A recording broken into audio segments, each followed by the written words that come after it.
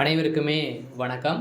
சற்று முன் கிடைத்திருக்கக்கூடிய ஒரு மிக மிக முக்கியமான செய்தி ஒன்று வெளியாகியுள்ளது. சற்று முன் உதயநிதி தான் அந்த சார் அதிரடி கைது, மாணவி கொடுத்த வாக்குமூலம், இது மாதிரி பார்த்தீங்கன்னா செய்திகள் வெளியே இருக்குது. ஏற்கனவே அனைவருக்குமே தெரியும், அண்ணா பல்கலைக்கழகத்தில் நடந்த பாலியல் தொந்தரவின் அடிப்படையில் குற்றவாளியாக ஞானசே அவர்கள் கைது செய்யப்பட்டு மகளிர் ஆணையம் அவருக்கு பார்த்தீங்கன்னா 30 ஆண்டுகள் ஆயுள் தண்டனை வழங்கியிருக்காங்க இல்லையா. இதை தொடர்ந்து இப்போ அவர் கொடுத்த வாக்குமூலத்தின் அடிப்படையில் இப்போ உதயநிதி ஸ்டாலினுடைய பேர் பார்த்தீங்கன்னா அடிபட்டு இருக்குது. ஏற்கனவே உதயநிதியுடைய பேர் அடிபட்டு ஒரு மிகப்பெரிய பிரச்சனையாகவே மாறியிருந்த நிலையில் தான் இப்போ அதிரடியாக அந்த சார் உதயநிதி தான் அப்படின்ற மாதிரி இப்போ தகவல் வெளியே இருக்குது. இதை பற்றி இந்த வீடியோவில் நம்ம முழுமையாக பார்க்கலாம். அதுக்கு முன்னாடி நம்ம சேனலுக்கு இப்போ தான் நீங்கள் முதல் முறையாக வந்திருக்கீங்க அப்படின்னா மறக்காமல் நம்மளுடைய சேனலை சப்ஸ்கிரைப் பண்ணி சப்போர்ட் பண்ணுங்கள். வாங்க வீடியோக்குள்ளே போகலாம்.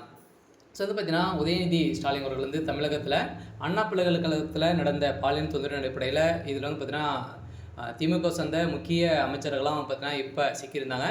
இதே தொடர்ந்து இந்த வழக்கில் உதயநிதி ஸ்டாலின் அவர்கள் உதயநிதி ஸ்டாலின் அவர் தான் அந்த சார் அப்படின்ற மாதிரி ஒரு பேசும் பொருளாக பார்த்தீங்கன்னா மாறி இருந்துச்சு இல்லையா.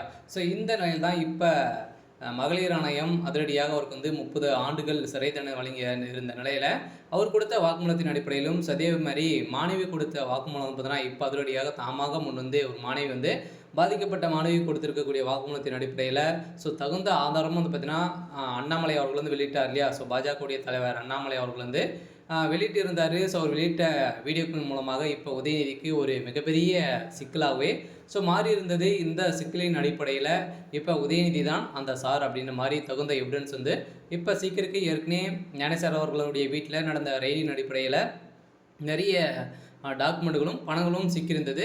இந்த நிலையில் தான் உதயநிதியுடைய நண்பர்களும் இதில் சேர்ந்து கூட்டு கலவணியாக பார்த்தீங்கன்னா இதில் இருந்திருக்காங்க அப்படின்ற மாதிரி இப்போ அந்த மாணவி கொடுத்த வாக்குமூலத்தின் அடிப்படையிலும் அந்த வீடியோ அண்ணாமலை அவர்கள் வெளியிட்டிருக்காரு. இந்த நிலையில் தான் தமிழகத்தில் பெரும் பரபரப்பை ஏற்படுத்திருக்கு.